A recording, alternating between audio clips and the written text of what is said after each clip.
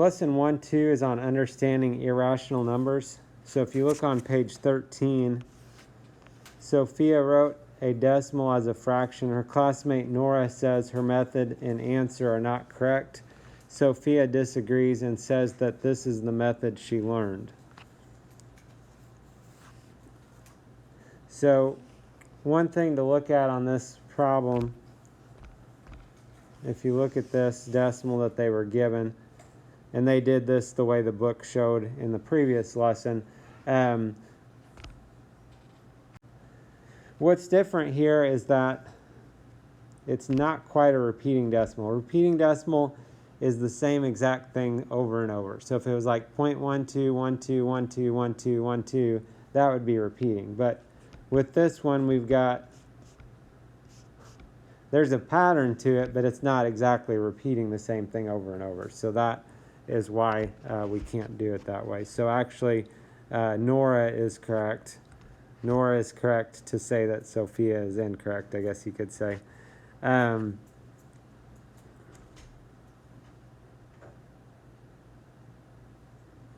then part B, it says, what is another non-terminating decimal number that cannot be written as a fraction?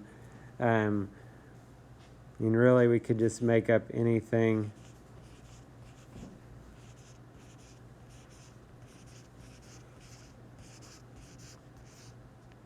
Okay, this is just an example. If you have something that keeps going, we got to put ... at the end, I guess. If you have something that keeps going and is not repeating, okay.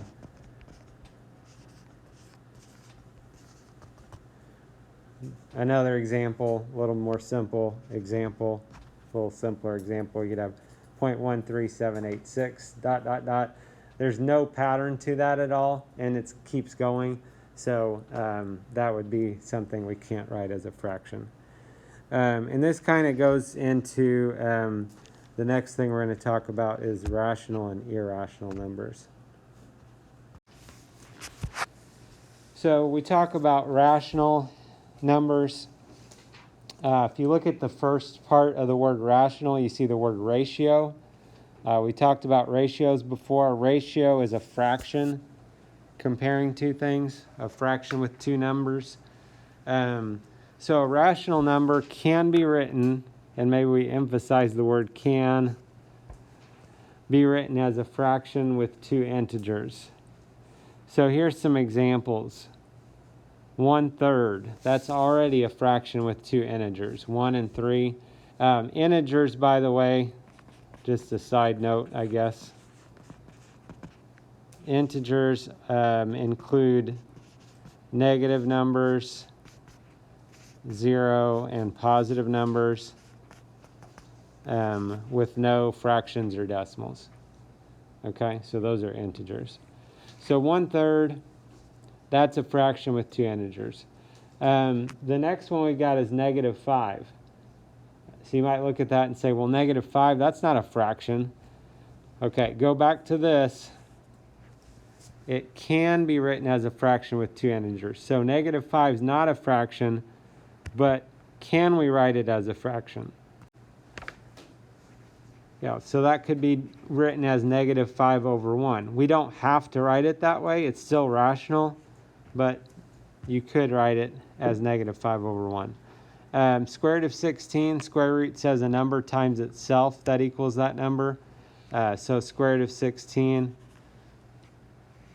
a number times itself that equals 16, that would be 4. And we could write 4 as 4/1 if we wanted. So that's why that's rational. 0.7 repeating, we talked about in the previous lesson, that would be like 7/9. And then this last one, this decimal is not repeating, is 9/10. Okay, so those are examples of rational numbers. They can be written as a fraction with two integers.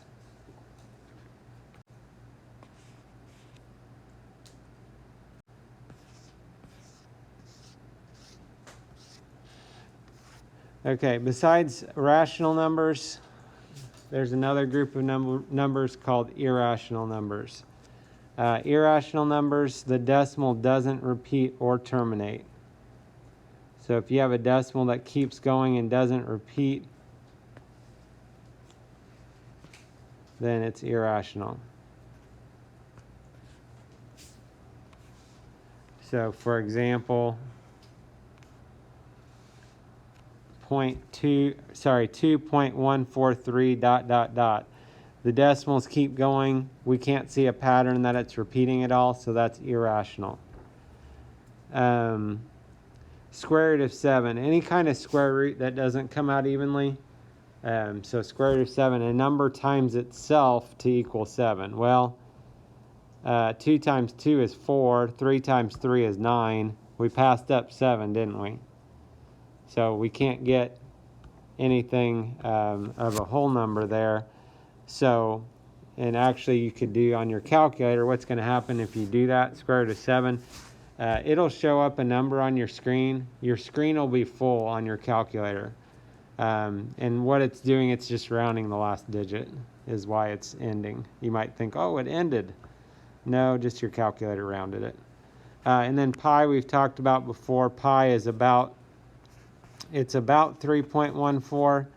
But actually the decimals keep going and they don't repeat. So that's another example of an irrational number. So one way to think about it, it might be easier to think about is if the decimal keeps going and it doesn't repeat, it's irrational, and otherwise it's rational.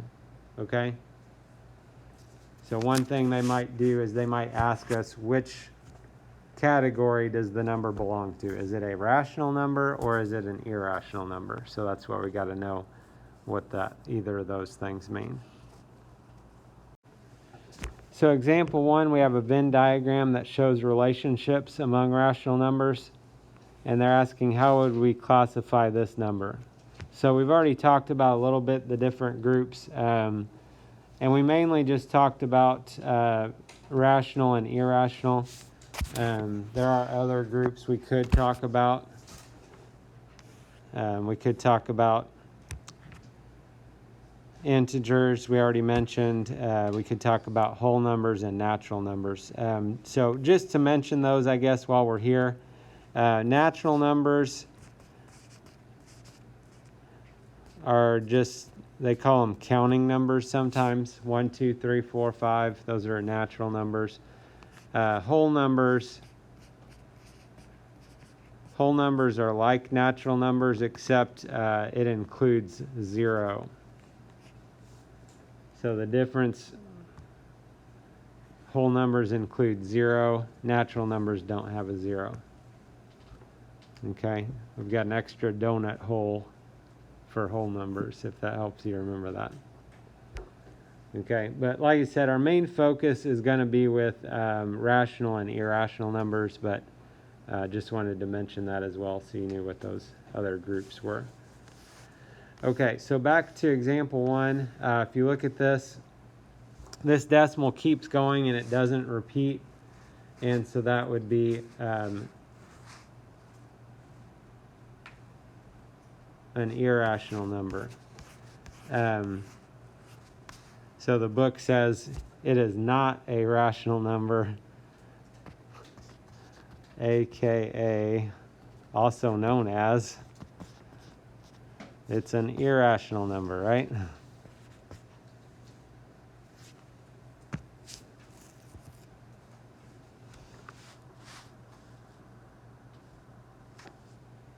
Okay, because the decimal keeps going and doesn't repeat, it's irrational. So if we look at the try it, they want us to classify these numbers as rational or irrational. They've got a table there for us that we can put these into.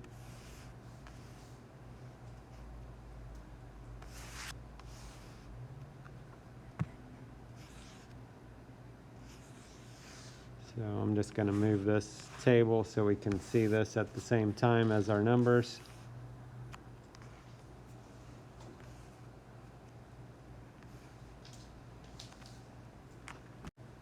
So if we start with pi, pi actually was one of our examples a minute ago.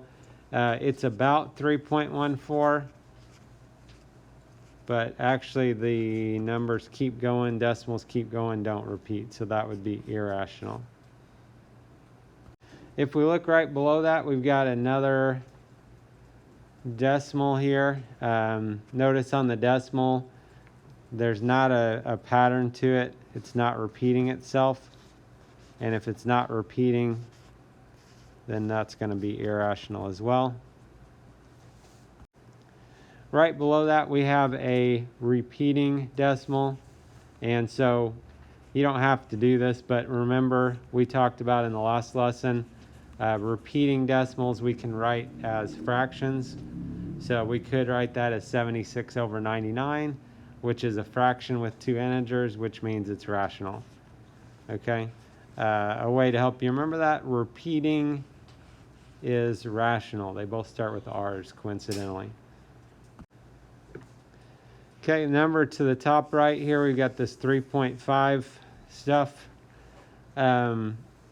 At first glance, it looks like it's a repeating decimal, but if you'll notice, kind of like the example at the beginning of the lesson, they're adding a 5 every time. And so it's not actually repeating, and so it is irrational. Negative 17 is going to be rational. We could write it as negative 17 over 1, and that's a fraction with two integers, or a ratio. Okay, remember, take the first part of rational, you get ratio, which is a fraction. And the last one is rational as well. Again, we don't have to do this, but you could write it as 3 and 275 thousandths, and then you can reduce that down if you want. If you want to say, well, that's a mixed number, that's not just a fraction with two integers. Okay, we could change it to an improper fraction, and then we're in that format of a fraction with two integers. Okay, and as we went through that, you might have looked at that and you might have gotten to a point and said, well, the only blanks left are in the rationals, so it must be rational. Okay, that's kind of nice thought, I guess. You know, their table could be messed up or something too, though, so don't always just assume that, you know, wherever the blanks are, that must be where these missing numbers are at that point. The convince me,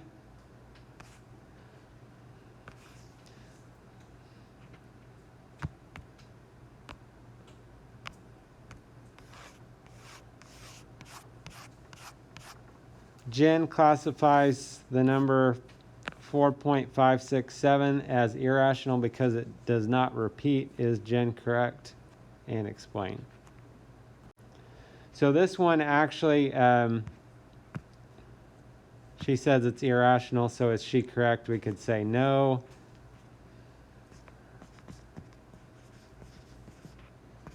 We could say it can be written as 4 and 567 thousandths, or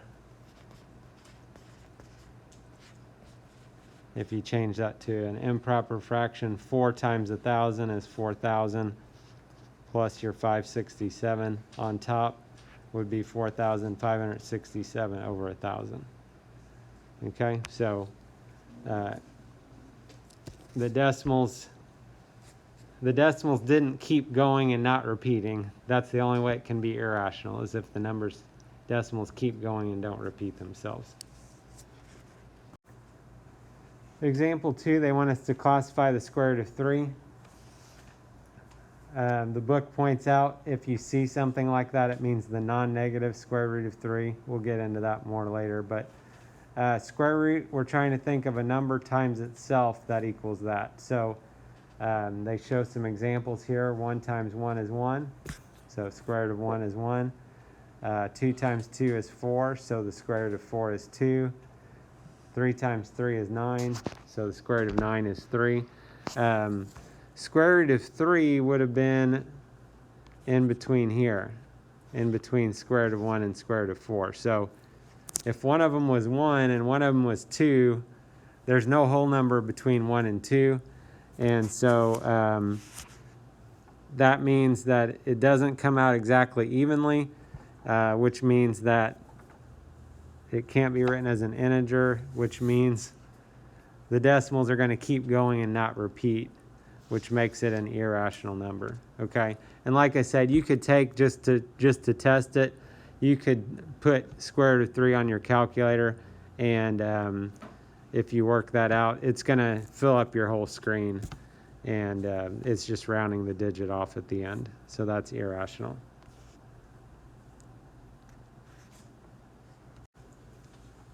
So example 3, they want us to classify these as rational or irrational. Like I said, if you want to hunt for the irrational ones first, those are probably easier to find. Those are the ones with the decimals that keep going and don't repeat. So square root of 11 would be one of those. Square root of 11 doesn't come out evenly. We can't multiply a number by itself to get 11. 3 times 3 is 9, 4 times 4 is 16. There's no number between 3 and 4, no whole number in between there, so that's not going to work. So that's irrational. Also, the decimal one right next to it, it's not repeating. It keeps going, doesn't repeat, so that's irrational. Negative 81,572, you could put that over 1 if you wanted to, like the book points out, so that's rational. Square root of 16, a number times itself that equals 16, that would be 4, and you could write that as 4 over 1, so that's rational as well. So if we look at the try it, they want us to classify these. This time there's no table for us to fall back on, so we have to just figure out for ourselves on how many of each of these we've got.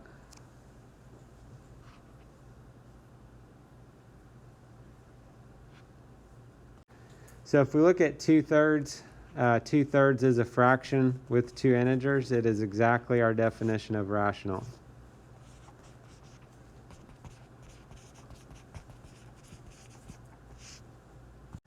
Square root of 25, number times itself that equals 25 would be 5. So square root of 25 is rational. We could put it as 5 over 1 if we wanted. The third one, since it repeats, even though it's not repeating right after the decimal, we can't use our little trick on this one.